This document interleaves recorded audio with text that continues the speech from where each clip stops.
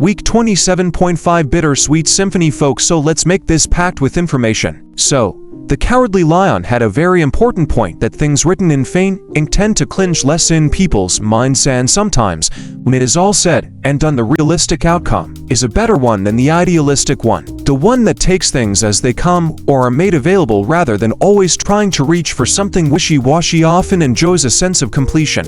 It is better to end with something rather than nothing, and sometimes that something is more than anyone else will ever get to know. We as people are not supposed to know everything, and sometimes it is better to be oblivious than to know every little detail, or like trying to know everything often leads to big disappointments. Also, everyone, including bad guys, would rather side with someone they can trust, so perhaps being the silent one leads to much better results. Sometimes ending up with a second choice rather than the first is a more fitting happy ever after.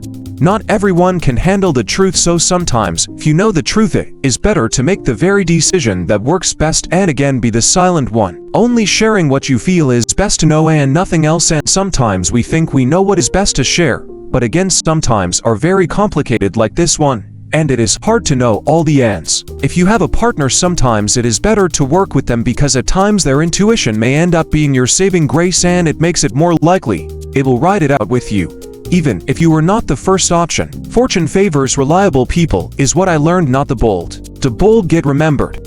Well, but I guess you can only eat from a check hand. There is no way to eat glory. This wraps it up for this week and a half, so peace and blessings on this Vlog Weekly 2.